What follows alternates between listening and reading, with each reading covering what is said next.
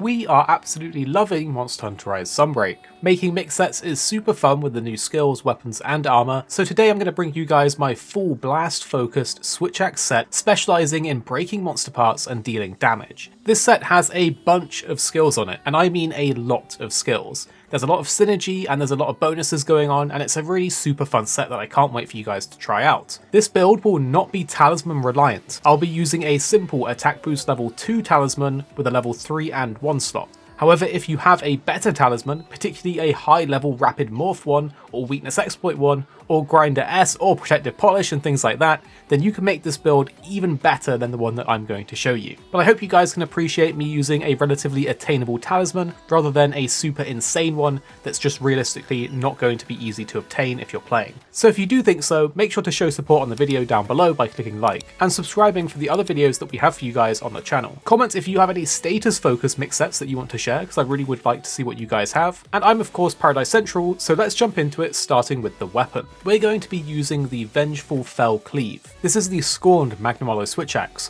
and it's pretty awesome looking visually. It looks super cool and is a very nice upgrade to the regular Magnamalo design. I love the blue galaxy effect that's on it, but the stats are fantastic too. Maybe not the best of the best, but definitely good enough to bring to any monster fight, because it's not elemental dependent, being raw damage focused with blast built in. This means it's kind of a one-size-fits-all build for pretty much fighting anything. It has a massive 340 raw attack, and a nice chunk of purple sharpness to go with it as well. Interestingly enough though, the rapid hits of the zero-sum discharge, as well as the new elemental burst counter, means that you can find yourself dropping sharpness levels quite quickly. I've countered this by slotting in a maximum speed sharpening, which makes the downtime of sharpening take not too long. But if you do have a nice protective polished talisman, or even the new grinder S skill on a talisman, then that would work really well with this too. Of course, as a blast build, it has a good amount of blast built in at 27, which we also have a bunch of skills to synergize and increase and combo with this later on. Another awesome thing about this weapon is the slots. It has a level 3 and a level 2 decoration slot, which is great to have on your weapon and will basically give you 2 more fantastic skills to slot in. For this build, we're going to be using Rapid Morph in these slots. It also has a nice level 2 Rampage decoration slot, which I'm going to be using Teostra Soul to make our blast damage tick still even more damage, but you could also go with the anti-species decorations if you wish to. Finally, it has a power file on the switch axe, which is ideal and is what we want for our high raw damage. The main downside to the power files in switch axes is that they used to take a long time to reach the amp state, but in Sunbreak it is no longer the case. We have the new elemental burst counter to instantly put us into amp state when we do counter things, and a good tip to do is at the start of battle use the counter on the monster's raw to instantly begin the fight with full amped mode, as well as the new 2-stage morph slash being brilliant to build up amp state, but also switch gauge.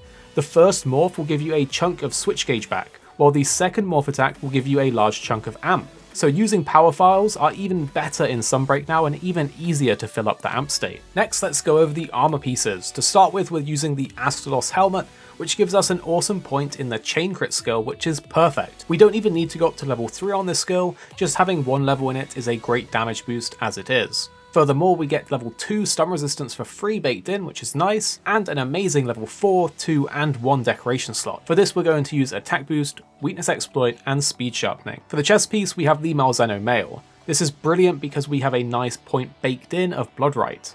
This gives us just enough sustain to keep fighting, as well as the fact that the blast damage of our weapons will be breaking monster parts super easily, so we can benefit from the healing faster. Furthermore, it has 1 point of part breaker baked in, so we'll be breaking parts even easier. Additionally, it has a point of weakness exploit built in, which is perfect because we want that skill anyway. For the level 2 and 1 decoration slot, we have Wirebug Whisperer and Speed Sharpening. Next is the Archfiend Gloves. This gives us our fantastic level 2 in Dereliction.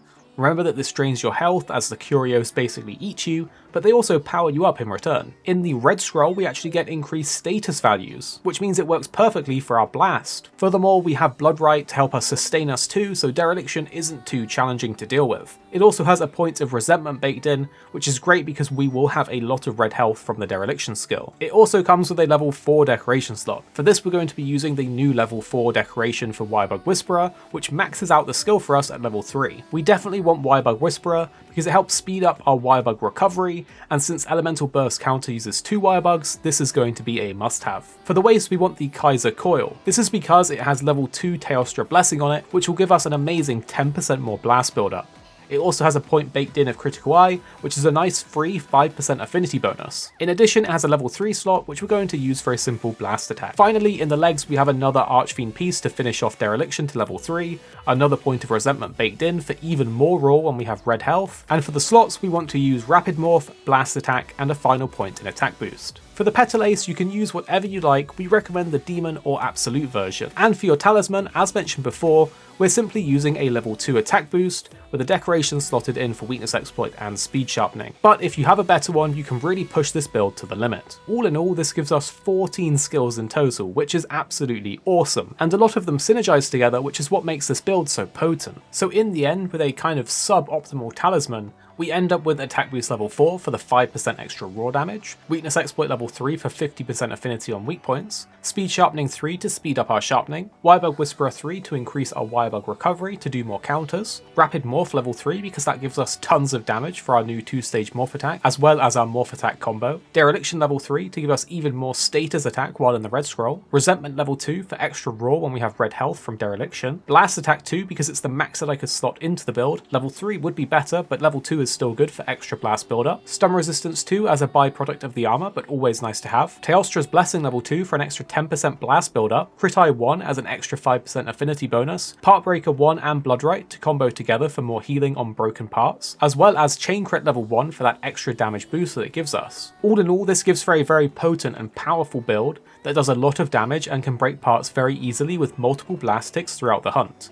I recommend playing with the counter and zero sum discharge in order to make use of the amp state in zero sum discharge to deal loads of damage as you tick the monster and saw it to death while attached onto it. If you do a zero sum discharge on a monster's weak point that's already been broken, with Bloodright it will actually heal you up for quite a lot. This means that you can even tank monster attacks while latched on because you'll be healing up as you're dealing damage. This build is fantastic and very fun to use in my opinion. If you can see any ways to improve it or optimize it, let us know in the comments down below and we'll learn together. Because I might not be perfect and I may not have chosen the most optimal pieces, but this is my own build that I pieced together and wanted to share with you guys. So if we can improve it, let's do it down in the comments below, and I appreciate you guys helping me out on that. And of course, if you have your own mix sets, especially ones focused on status, I really want you guys to put them in the comments down below so I can see what everyone's building and planning to use in their hunts. I think status mix sets are kind of underrated. They're really helpful out on a hunt, even if the status focuses on damage like Blast. Blast is actually extra useful in Sunbreak because it breaks monster parts, which means you get more rewards at the end of the hunt, as well as the fact that people might be using Bloodright, so if you can break parts easier for them, then they'll heal themselves up easier, and everyone will be happy. If you do enjoy these videos, do click like down below because it really does help support the video. And of course, subscribe for all the other videos, builds, and guides that we have for you guys on the channel already. On the screen now are 2 videos that we think you might enjoy.